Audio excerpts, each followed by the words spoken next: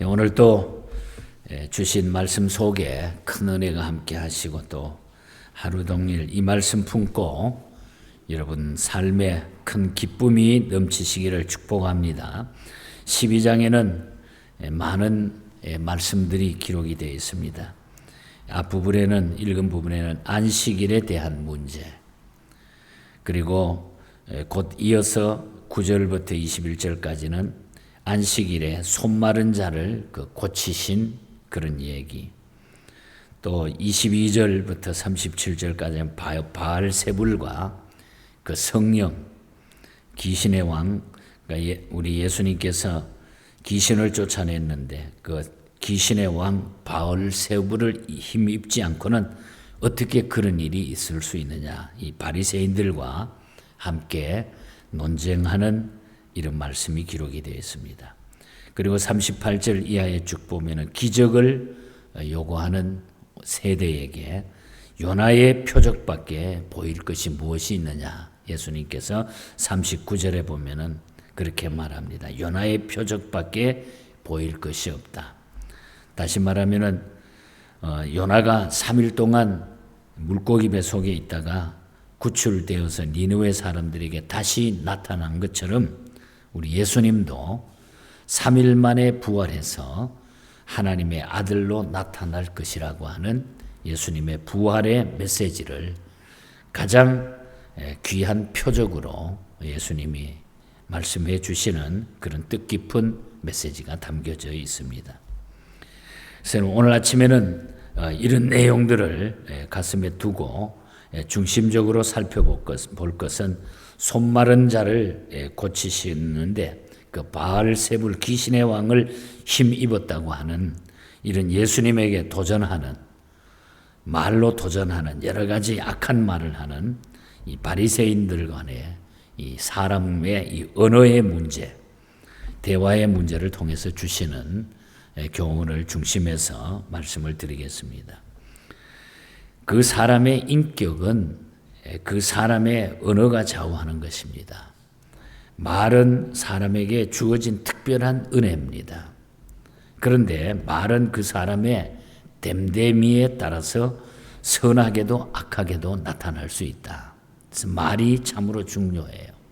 그래서 말 때문에 모든 것이 망가지게 되고 일이 벌어지게 되고 기분 나빠지게 되고 많은 생각지 못한 일들이 벌어지게 된다는 것입니다. 그래서 우리 주님께서는 악인에게서 악한 말이 나온다. 악인에게서 악한 말이 나온다. 이 말씀을 주시고 있어요. 그래서 34절을 보면은 독사의 자식들아 너희는 악하니 어떻게 선한 말을 할 수 있느냐. 이는 마음에 가득한 것을 입으로 말함이니라. 말은 그 사람의 생각을 표현하는 매개체인데 그 마음이 악하면은 그의 말은 반드시 악한 말로 나타나게 되어 있다는 거예요. 마음이 악하면은 악한 말로 나타난다. 그래서 예수님께서는 바리새인들의 마음이 악함을 아시고서 그와 같이 독사의 자식들이라, 독사의 자식들이라 이렇게 표현하고 있는 겁니다. 그들은 아브라함의 아들이라고 자처하지만은 그들 속에는 악의와 간교한 마음이 있기 때문입니다. 그 마음에 간교한 마음, 악한 마음. 악한 사람에게서 어찌 선한 말을 들을 수 있느냐, 예수님이. 악한 사람에게는 선한 말을 들을 수가 없다는. 그래서 마음이 악한 거. 그래서 우리는 악인에게서 악한 말이 나온다. 악인에게서 악한 말이 나온다. 괜히 나오는 게 아니라 그 마음이 악해서 그렇다는 거예요. 그래서 우리의 마음을 어떻게 다스리느냐. 우리의 마음 중심이 참으로 중요하죠. 그래서 그 마음 중심이 잘못되어 있다가 보면은 그냥 말로 모든 것이 다 쏟아지게 돼 있다. 그것을 오늘 말씀하고 있는 겁니다. 그리고 선한 사람은 선한 말을 하게 된다. 반대로 그렇게 말을 하고 있죠. 그래서 35절에 보면은 선한 사람은 그 쌓은 선에서 선한 것을 내고 악한 사람은 그 쌓은 악에서 악을 낸다 그랬습니다. 사람이라고 하는 창고에 악이라고 하는 물건을 쌓아두면은 그 물건이 다른 물건으로 바뀝니까? 안 바뀌죠. 절대 그럴 수가 없습니다. 그래서 언젠가는 그것을 꺼내게 되면은 그것이 바로 악한 말의 물건이 된다는 것입니다. 같은 원리로 선한 사람의 마음의 창고에 선한 말이라고 하는 물건을 쌓아두면은 결국에는 선한 물건을 꺼낼 수밖에 없다는 거죠. 그것이 안 변한다는 거죠. 우리 사람이라고는 창고 속에 내가 무엇을 보관하고 있느냐, 거기에 따라서 그대로 그것이 나타난다. 그래서 말은 그 사람의 인격을 대변하는 것이라는 것입니다. 인격을 대변. 그래서 말이 참으로 중요하다. 그래서 우리는 칭찬하는 말, 높이는 말, 격려하는 말, 이해하는 말을 우리가 할 수 있어야 돼요. 그래서 우리 마음이 선하면은 그런 말들이 나오는데 우리가 악을 품고 있다가 보면 절대로 그런 말이 나오지. 상대방을 높여주지 않고 다 그냥 내려다 봐버리고 자기만 의롭고 나만 옳고 내 방법이 옳고 늘 우리의 마음 중심에 내가 무엇을 품고 있느냐에 따라서 그것이 표현된다는 거예요. 이 바리새인들이 당시에 그렇게 했어요. 자기네들만 옳은 거예요. 자기네들이 딱 이렇게 쳐놓는 거예요. 금을 딱 그어놓고 거기에 합당하지 않으면 다 잘못된 걸로. 그런데 막상 자기네들을 보면 자기네들은 더 엉터리거든요. 전부 형식밖에 없었으니까. 마음 속에는 딱 악한 마음을 품고 누가 잘못하고 있냐. 그걸 꼬집어서 이야기하는. 그러니까 예수님께서 귀신을 쫓아냈는데 그 귀신 쫓아낸 게 어떻게 그렇게 할 수 있느냐. 이건 귀신의 왕 바알세불을 힘입은 것이다. 예수님께까지 그런 도전을 하는 거죠. 말로 다 까발려오는 거예요. 그래서 말이 중요하다. 그래서 우리는 칭찬하는 말, 높이는 말, 격려하는 말, 이해하는 말. 우리의 마음에 선이 있으면 그 말이 나타난다. 그 다음에 말에는 책임성이 반드시 따르게 되어 있다는 겁니다. 말에는 책임성이. 오늘 36절과 37절을 보면 내가 너희에게 이르노니 사람이 무슨 무익한 말을 하든지 심판날에 이에 대하여 신문을 받으리니 내 말로 의롭다함을 받고 내 말로 정죄함을 받느니라. 말에는 책임성이 반드시 따라온다는 거죠. 그 말에 대한 책임. 사람이 말을 가볍게 하는 것은 말만으로 큰 죄가 안 된다고 생각하기 때문인데 이렇게 생각하는 것은 큰 잘못이라는 거예요. 그래서 우리가 말로, 그래서 요즘은 어떤 강한 법들을 만들어 가지고 말로 잘못된 것도 법으로 구속하는 이런 일들이 있잖아요. 그래서 이 말이라고 하는 것은 그러니까 우리가 말하는 거는 뭐 지나가 버리면 그만이다 해가지고 쉽게 생각해가지고 아무렇게나 말을 한다는 거죠. 여러분, 말은 마음에서 나오고 마음은 그 근본 인격과 관계가 되어 있다는 거예요. 그래서 말에서부터 살인하고 그 다음에 행동으로 그것이 옮겨진다는 것입니다. 그리고 말은 공중으로 날아가 버리는 것이 아니고 하나님의 귀에 들린다는 거죠. 이게 중요한 거예요. 말은 하나님의 귀에 들린다는 거예요. 우리가 민수기 14장 28절에 보면 그리하여 하나님께서 하시는 말씀이 그들에게 이르시되 여호와의 말씀에 나의 삶을 가리켜 맹세하노라. 너희 말이 내 귀에 들린 대로 내가 너희에게 행하리니.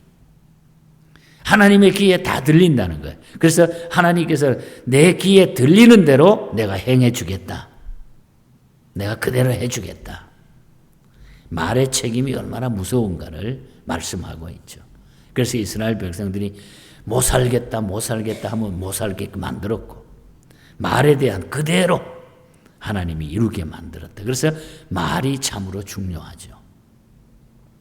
우리가 이것은 흔히 살면서 늘 우리가 가볍게 이야기하는 상식적인 얘기입니다. 그런데 이걸 우리가 지키고 살지 못하는 것이 참 부끄럽다는 거죠. 말은 사람의 인격을 대변하는 것이기 때문에 그래서 우리는 삼가 조심해야 된다. 함부로 말을 하면 안 된다. 그래서 사도 바울은 말하기를 이런 말을 했습니다. 에베소서 4장 29절에서 무릇 더러운 말은 너희 입 밖에도 내지 말고 오직 덕을 세우는데 소용되는 대로 선한 말을 하여 듣는 자들에게 은혜를 끼치게 하라. 은혜를 끼치게 하라. 우리 가슴에 늘 새기고 살면 좋을 것 같아요. 저도 많은 실수가 많은 사람이고 부끄러움이 많은 사람인데 늘 우리는 하나님의 말씀으로 우리 자신을 우리가 살펴야 돼요. 더러운 말은 입 밖에도 내지 말고 오직 덕을 세우는 데 소용되는 대로 선한 말을 해서 듣는 자들에게 은혜를 끼치게 하라. 그러므로 우리 성도들은 축복하는 말을 많이 해야 돼. 축복. 제가 성경 읽다가 잠언서에 있는데 딱 말씀이 너무 좋아서 제가 외우기도 좋아요. 잠언 11장 11절이에요. 11. 잠언 11장 11절에 보면 성읍은 정직한 자의 축복으로 인하여 진흥하고 악한 자의 입으로 말미암아 무너진다. 정직한 자의 축복으로 인하여 막 부흥하고 잘되고 좋아지고 악한 자의 입으로 말미암아 무너진다는 거예요. 그래서 우리가 말을 잘못하면 무너지게 되어 있는 거예요. 그러나 우리가 정직하게 축복하는 자에게는 그것으로 말미암아 놀라운 진흥함이 넘치게 된다는 거죠.